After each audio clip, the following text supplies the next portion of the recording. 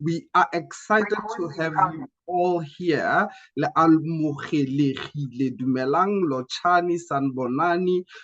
Please feel free to use any language that you may know if you have any questions. And we will be using different tools to encourage participation throughout the webinar, tools such as breakout rooms, where we will be hearing your amazing insights, which will also be encouraging engagement. And we look forward to also hearing your different insights. And thank you for also introducing yourselves in the chat. We are very excited for the session. I am now going to hand over to Mamuno Zipo January Badil, just to give us a framework of the webinar and why we are here. Over to you, Mamuno Zipo.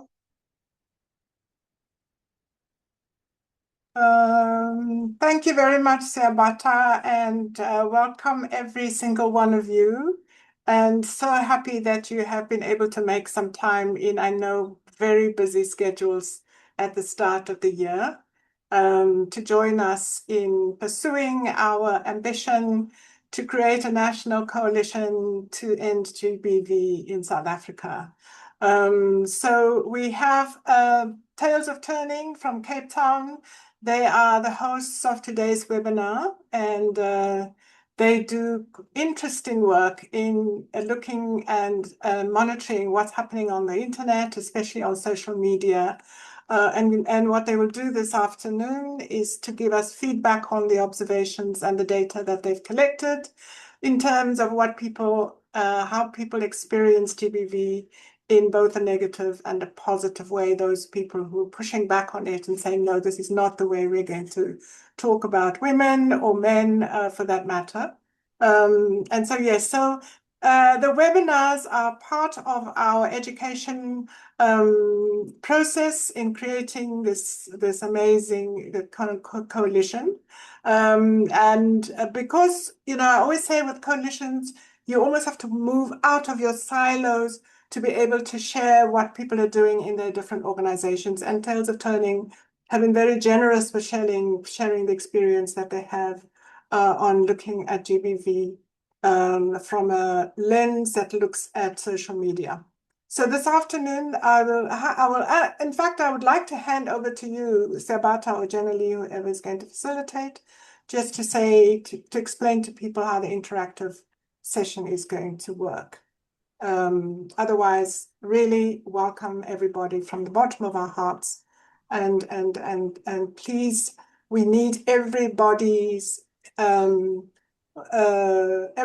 mind, everybody's heart, and everybody's commitment to really reduce GBV and femicide by 2030. So the campaign is going to focus entirely on prevention, because I think after the government passed the what is it called? Not the declaration, the classification of GBV as a national disaster. The national disaster classification is not necessarily going to unleash new money from the government. It is going to enable departments to tweak their budgets so that they can spend a bit more money on GBV. But the government can't do it alone, and so we in civil society have decided that we would like to do something. And I want to emphasize that we are doing prevention work, and we are going to be looking this afternoon at how we harness the power of social media.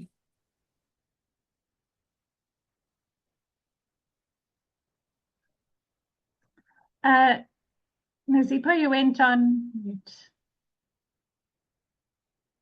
And Nozipo, you're on mute. Oh, right. I don't know how that happened. Okay, sorry about that. I was saying I'm handing back to you so that you can explain how you are going to structure this afternoon's engagement.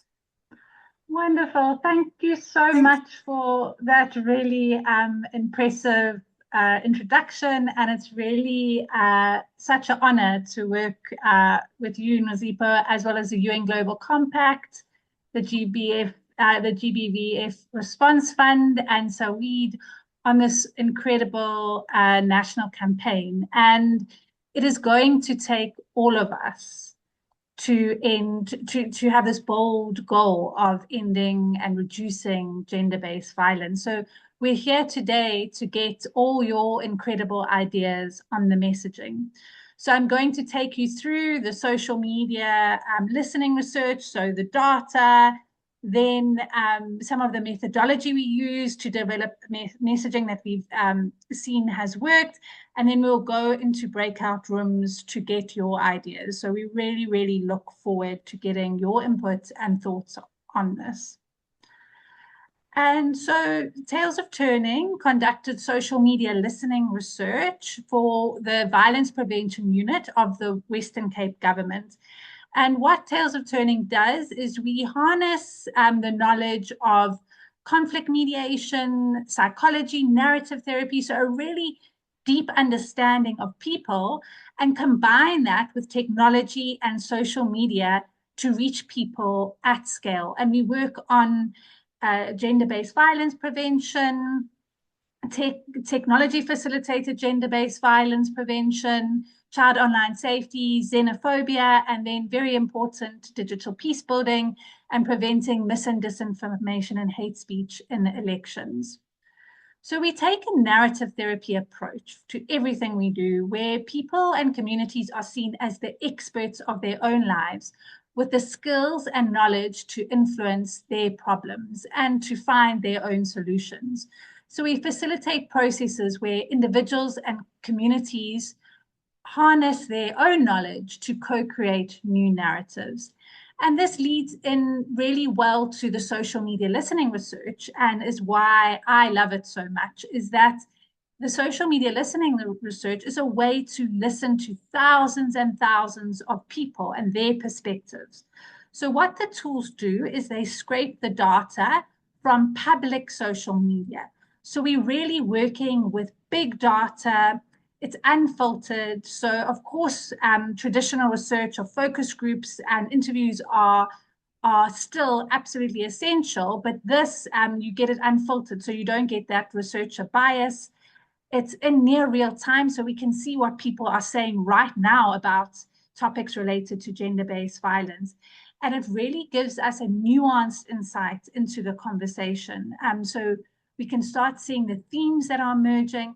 How are people grappling with the different issues? How are they talking about it? So we use all the official languages of South Africa, but we go a step further. We also use the colloquial language that people are using. So when we're having dialogues or creating messaging and campaigns, we meet people where they're at and use language that is relatable to them.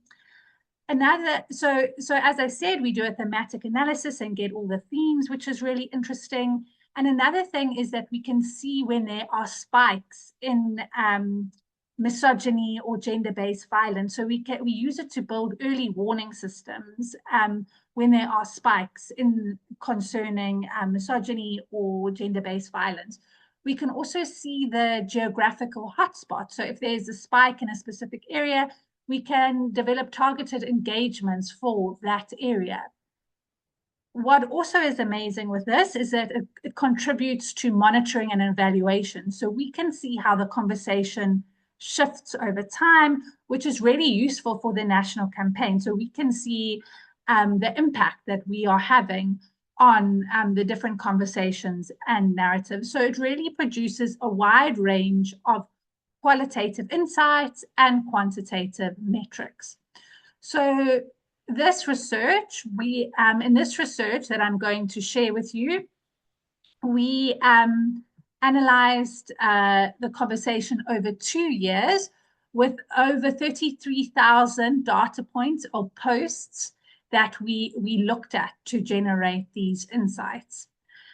And what we started off by doing is collecting keywords. So keywords pull up all the conversation on public social media related to that word. And then we program it all into the software to build what's called a query. So this is really a very exciting process because we use different languages We use colloquial terms. So how are people really speaking in everyday life and also on social media? So things like baby mama, body count, trad wife, and daughter must. And we get these from actually being online and dialoguing in conversations, from literature reviews and reference groups. So for this particular research, we collected 600 keywords, which we then looked at what data is it pulling up and refined to 160 keywords that were pulling up really rich data. We then did a thematic analysis on the data and wrote a report that includes both qualitative insights, and then so you can see the key themes on your screen that are emerging and sub-themes, and the numbers next to them are how many data points or posts supported were part of those themes. So we kind of weighted the themes as well. So we will share, I'm just going to briefly go through it for the sake of time, but we will also share after the webinar the full report for you to take a closer look at. So the first major theme was around the social norms and stereotypes around women and girls.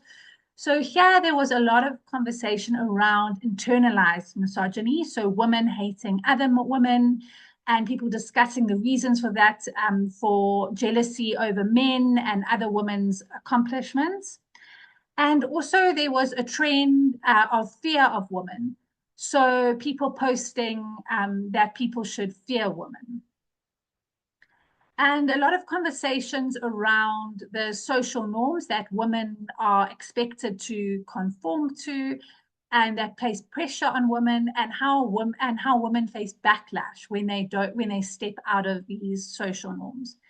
There was also an interesting conversation around policing women's sexuality, and a lot of conversation around body count. Body count refers to how many sexual partners a person has had.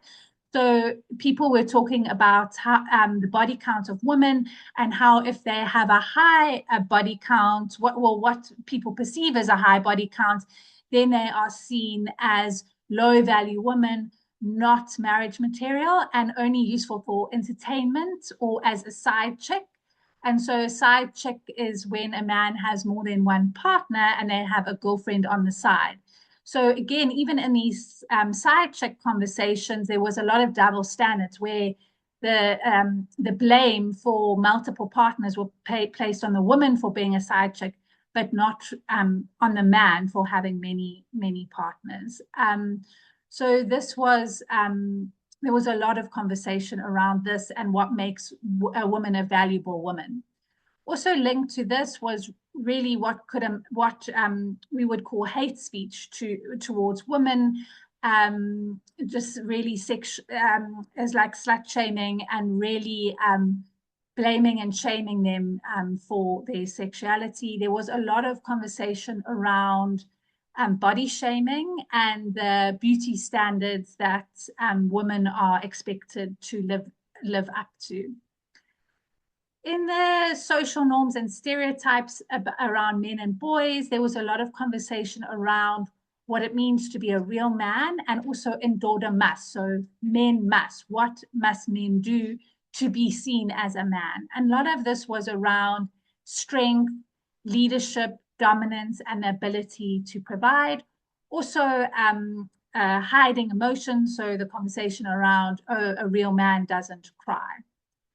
And then there was also pushback against these narratives, with social media discussing how they really encourage and celebrate men who show vulnerability and show their emotions, and challenging traditional masculine traits, which people were discussing how these are harmful to women and to men themselves.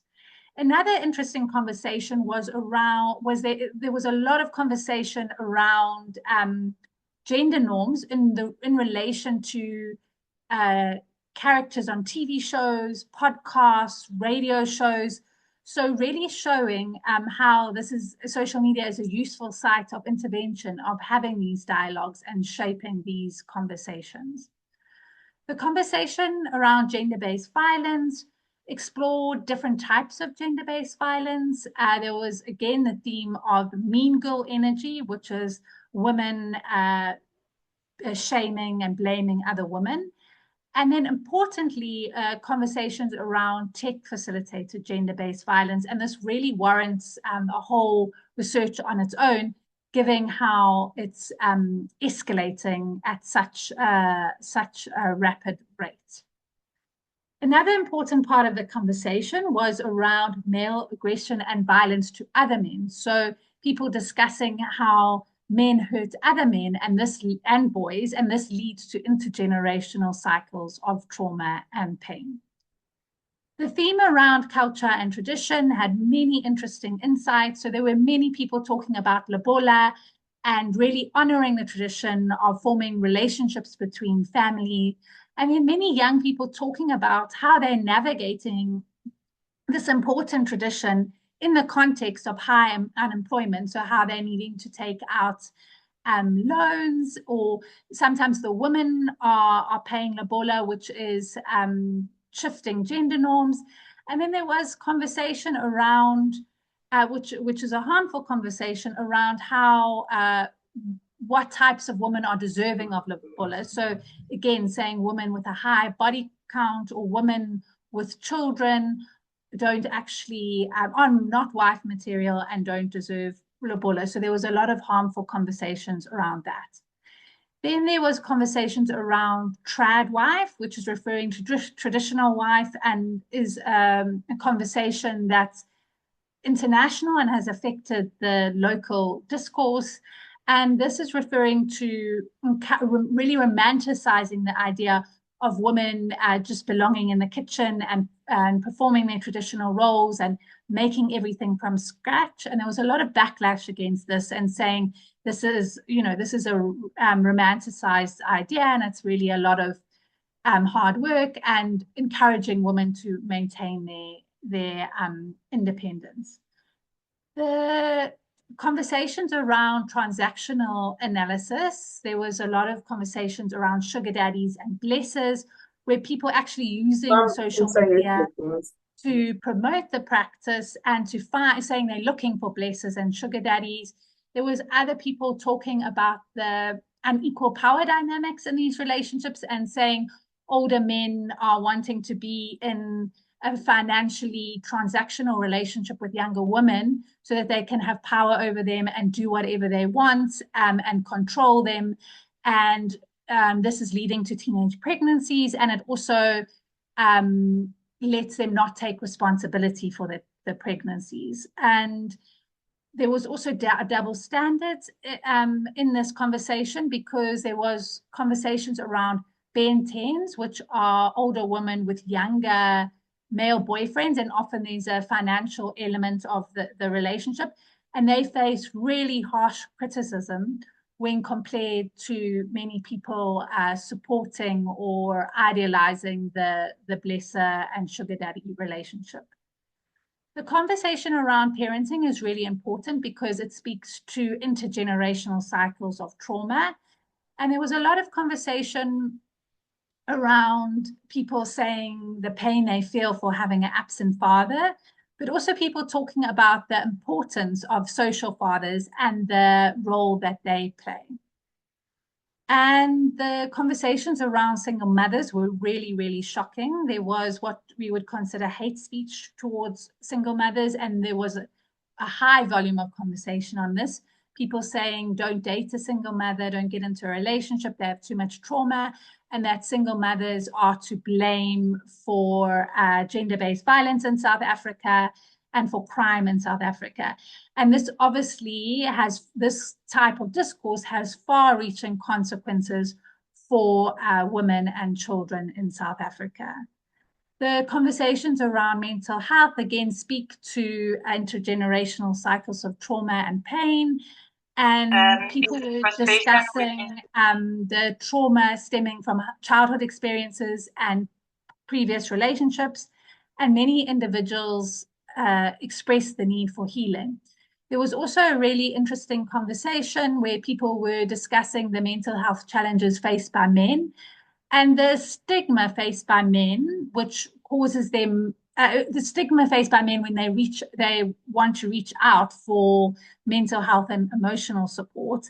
And this is really important because a lot of research shows that men who have experienced a lot of violence and childhood violence, they go on to hurt others. And of course, they're absolutely accountable for their behaviors. But we are trying to encourage men to reach out for healing so that they don't hurt others based on that hurt people. And if there are barriers for men reaching out for this accountability and healing, it is really something that needs to be addressed. So all of these insights are not just research for the sake of research, they feed into interventions.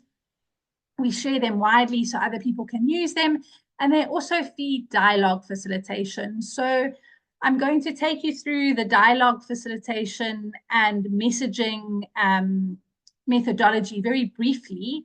So you will see how it shapes the messaging we are co-creating. So rather than telling people what to do, what they should or shouldn't be doing, we facilitate dialogue that makes people feel understood and heard. And then we ask them curious questions to get them to reflect on their harmful beliefs.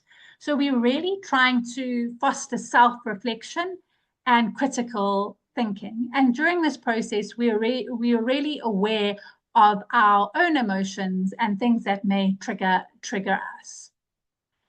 With the messaging, we use hope-based narratives. So we are trying to co-create a vision of the world that we want to see. So this doesn't mean bypassing the problems, but we're trying to create new narratives that move from fear to hope, that use positive imagery and avoid harmful stereotypes, and shift from what we're against. So instead of only saying, obviously there is a place to say we are against gender-based violence, but also saying, what are we for? Moving from only what we're against to what we're for, and moving from the problem to the solution. So we focused on shared values, listen and find common ground. We're inclusive of diverse perspectives and experiences. We think local, so using local colloquial language and imagery. And we emphasize the solution and action steps to get there. So I'm now going to hand over to Siabata to show you a bit how do we take these insights, this methodology and this approach to create messaging. So over to you, Siabata. Thank you, Jenny. So we have taken the dialogue facilitation methodology that Jenny spoke about earlier to create designs around gender-based violence, addressing some of the core causes that we were able to find on online platforms when we did our research. The designs were once again hope-based. They were unbranded in colloquial language, which will then meet the audience where they are.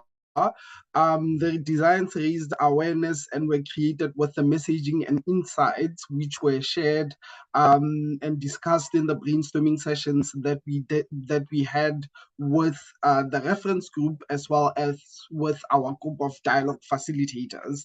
As you can see on the screen, the designs mainly also addressed the aspect of mental health, and they also addressed the aspect that Jenny spoke about earlier of single mothers being bashed on online platforms, with people saying, oh, she's a single mother because she didn't have the qualities of becoming a wife.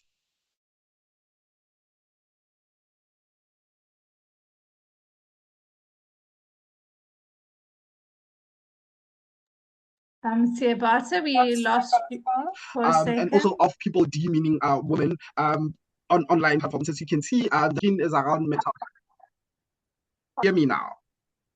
Yes, we can hear you. Can go ahead. Okay, that's perfect.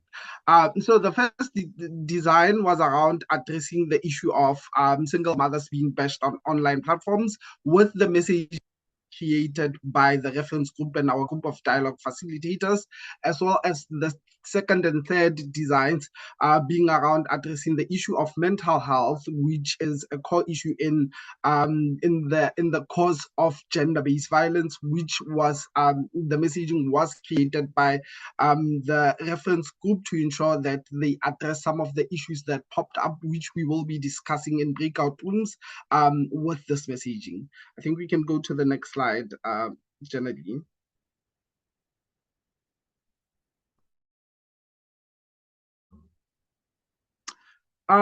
We also saw a high peak of intergenerational and socialized violence, whereby people believe or say negative things on online platforms because it's how it has been socialized on their communities.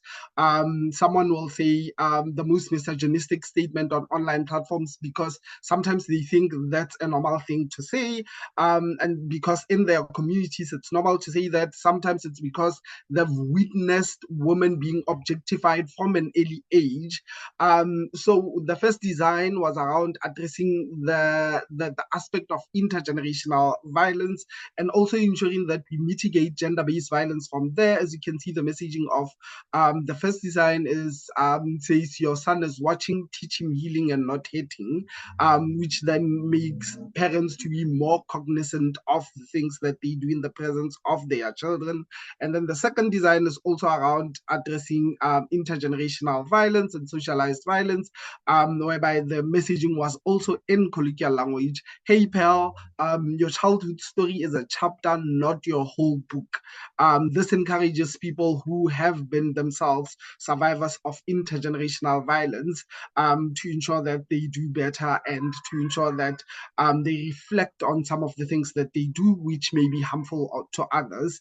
Write a better ending, reach out for healing, and stop the cycle of pain. So these messaging, once again, were created by our reference group and the dialogue facilitators that we have to ensure that we create colloquial designs that meet people where they are and that raise awareness on online platforms. I think I'll hand over to you, Janani.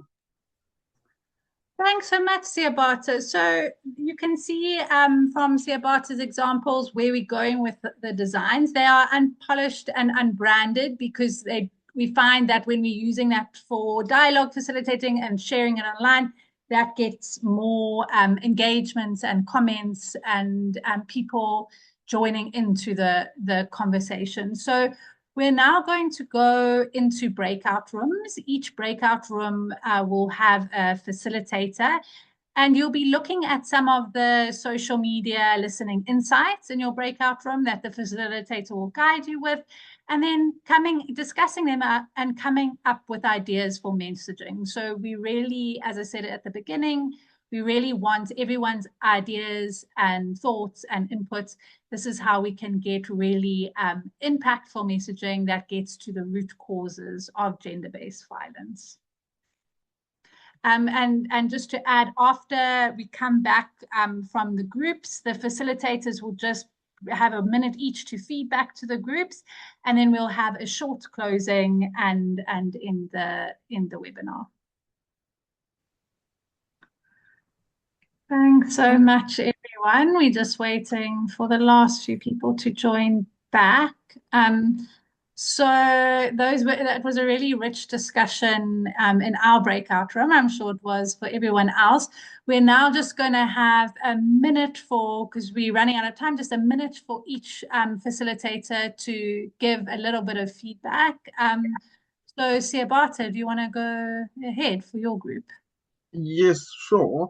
So it was an in-depth discussion whereby we looked at the power imbalances between male and females, which end up leading females in more vulnerable positions of these men who have resources, the culture of dominance.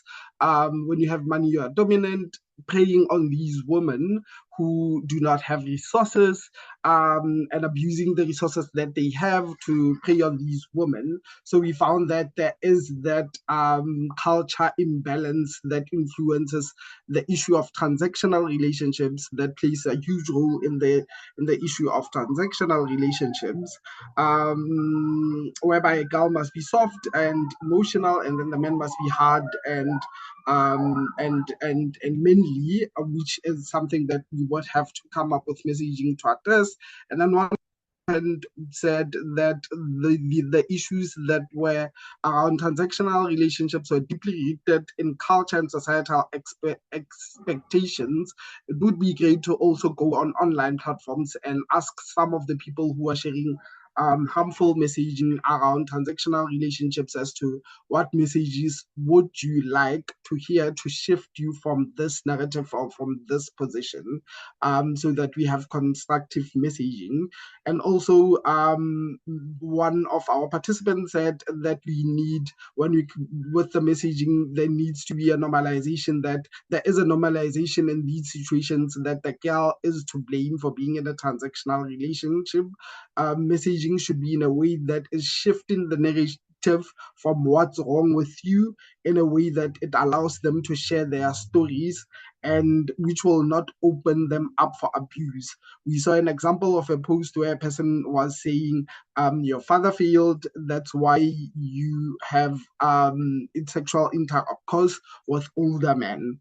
So those were some of the ideas that popped up from that were shared in our group.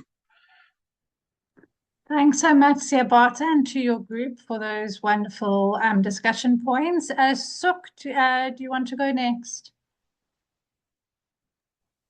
Okay, so hello everyone. In our breakout room, basically we have choose someone who is going to share what we discuss, but I will start and then the person will continue. So in the breakout room, we discussed the importance of shifting how women are represented and how the gender-based violence conversation are framed. We agree that it's good to be positive. So like women should be inspired by ourselves, but like we should be inspired by each other. And also the way we tell the story, it should not always be like, oh, we are only discuss about the pain. We should also discuss about the strength and the resilience.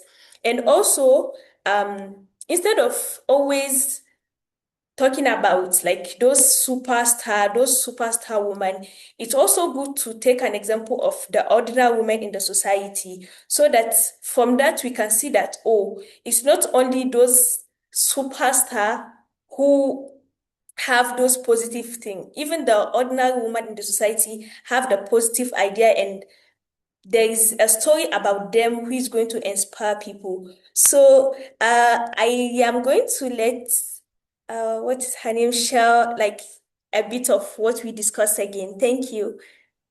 Thank you, Sukuratu.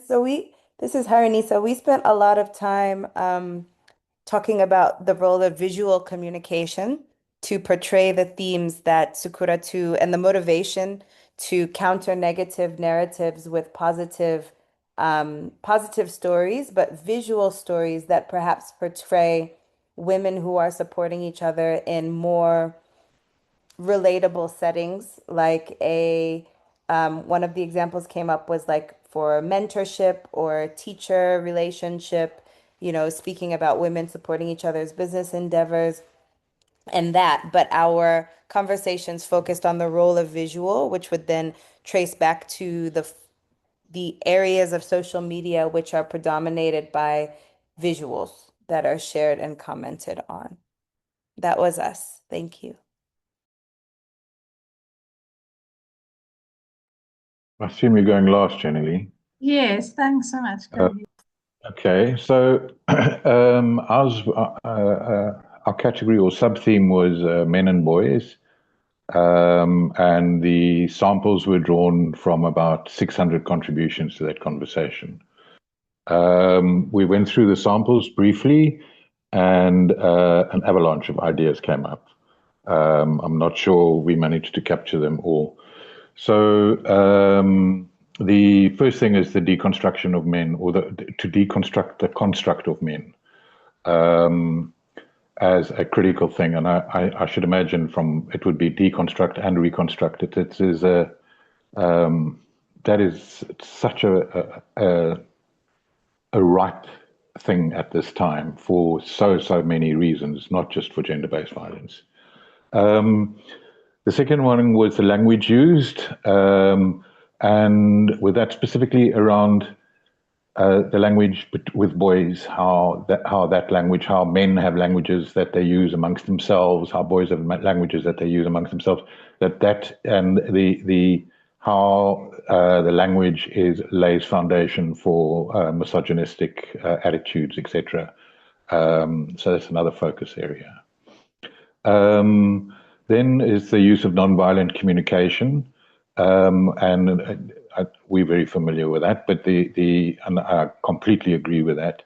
But I think something really important out of that was just to also who's the communicator, who's the deliverer of the message, how are they seen, how are they perceived, and then it really needs to. I know for myself that it really is important who the message is from and how you deliver that message, because often it's not just even who, it's the way it's dished. The next one was also around messages, but then who's the messenger again, and what's their purpose? What's the purpose behind the message? Then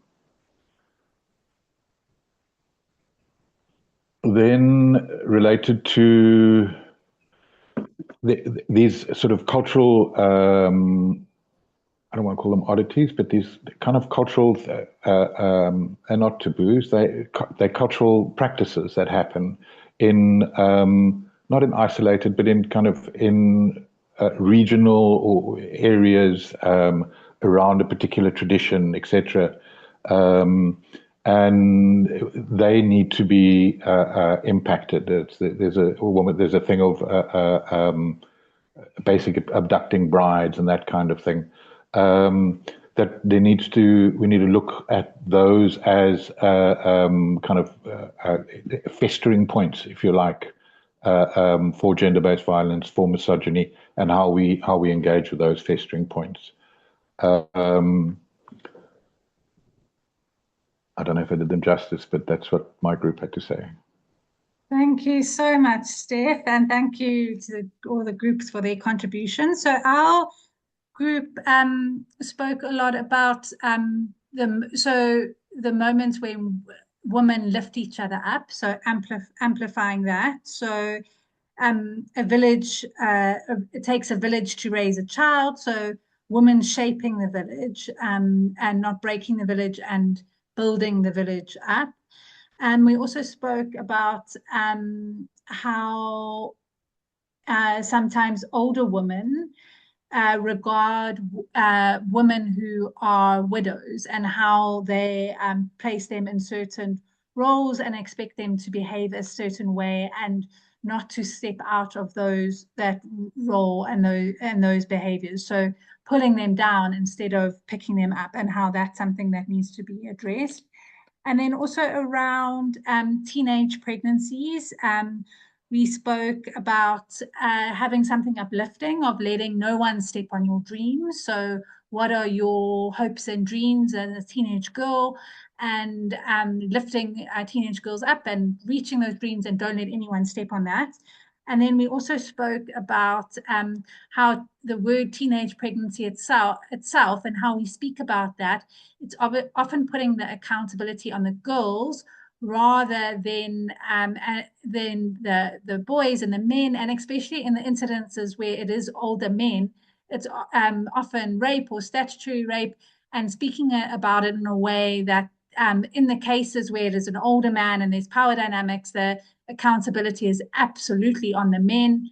And when it is a teenage pregnancy and it's maybe similar ages, where there's shared responsibility. So it's not putting all the focus on the girls. And then we had a lot of conversation, because part of our discussion was around women and sexuality and body count. And we had a lot of conversation of how to kind of turn that around and shift the conversation. Like, why are men spending so much time talking about women's body counts, and really trying to turn that dynamic around. And how there have been women that have spoken out, that are quite celebrities, and they've spoken out about their body count, and it's actually led them to lose their jobs and impacted their careers. So that's just a brief overview of what we discussed. And this brings us to the end of this webinar, but not the end of our engagement. So I wanted to say thank you so much for taking the time out of your day to be here, for adding your thoughts and your reflections. They really are so valuable, and it really added richness to the conversation. So what we also do is we create networks of people that are taking action, who can share resources with each other, support each other, have these dialogues. So I've added the link in the chat to the digital group where that takes place.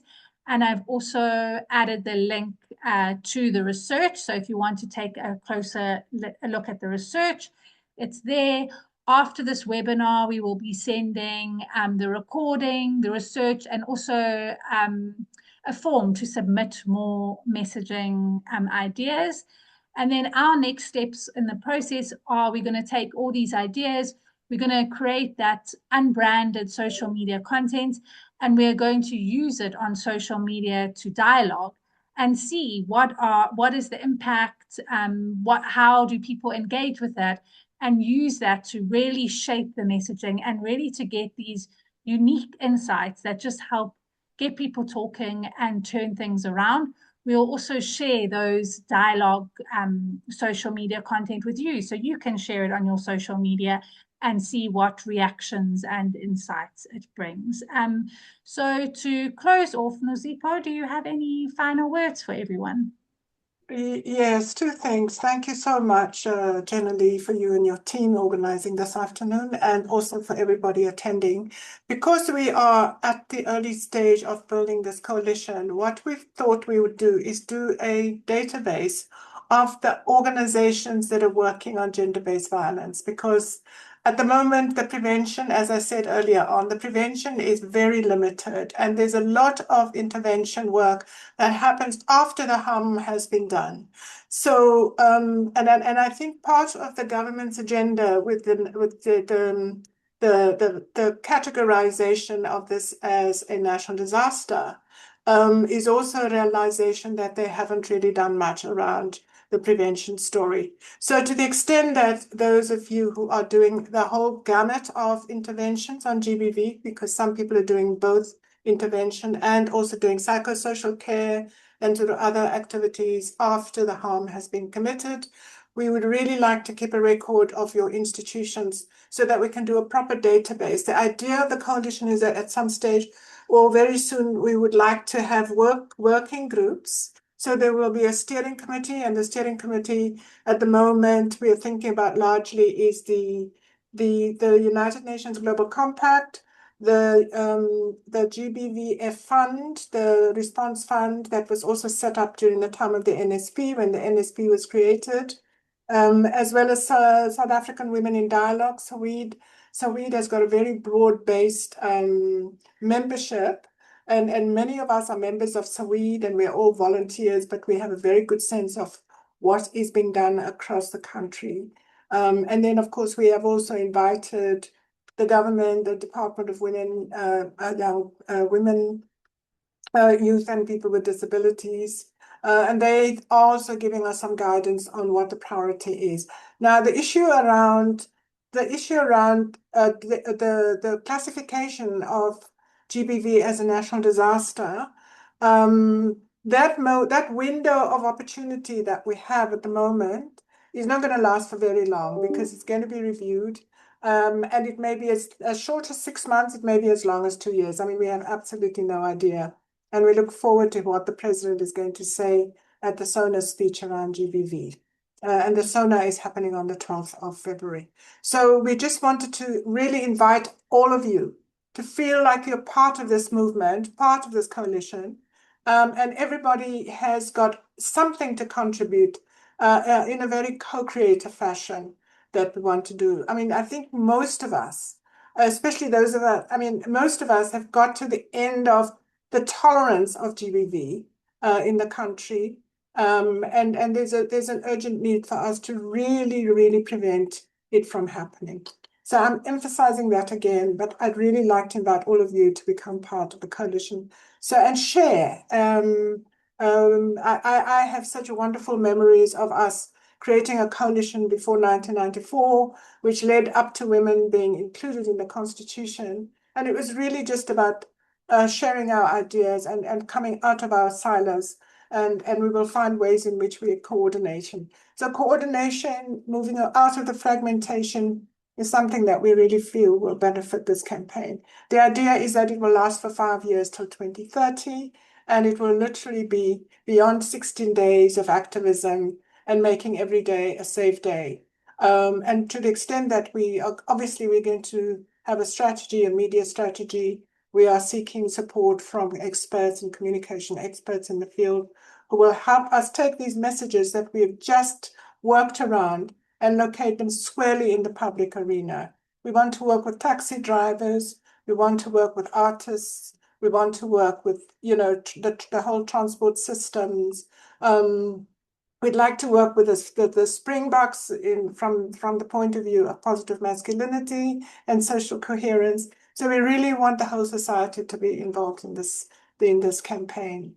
And it's not going to be easy. It's very hard to coordinate. It's very hard for people to move out of their organizational silos, but we are not going to be discouraged by that. We are going to encourage the involvement and the participation, and we're going to hear and listen to all the guidance that we also get. We'd like, obviously, to also bring in more young people. There's a lot of GBV in the universities. There's a lot of in the schools. There are so many problems across the social spectrum. But there are people that are in this group that are educators who are working with schools. There are others who are experts with universities.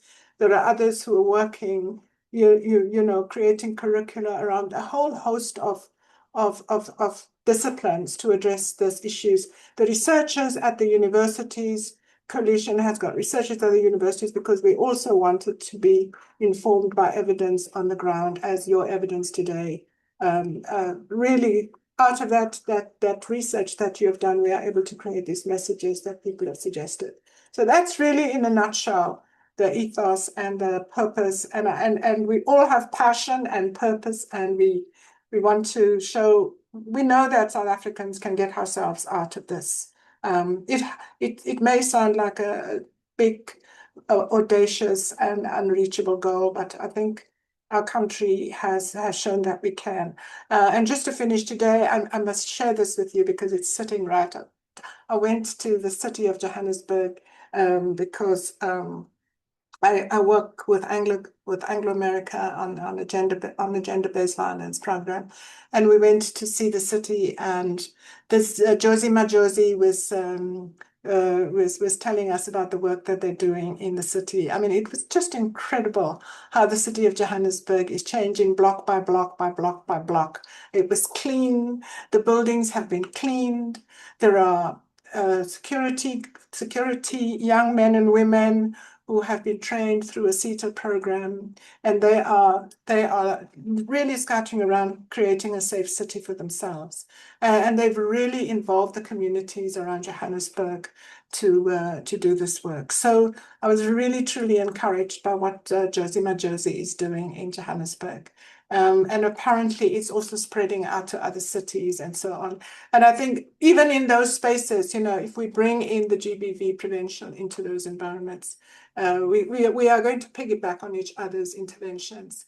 And that's the way to move forward on this campaign. So thank you so much. Thank you, Toes of Turning. Thank you, Jenna Lee and your team and everybody. And we will keep having these webinars just by way of involving people, but also by way of us learning about each other's work. So what I would like, Jenny Lee, for this first one, if you don't mind, to ask all the participants to send you also just the names of their organization. I know those individuals came, but they may be part of an organization or they may actually just be an interested citizen.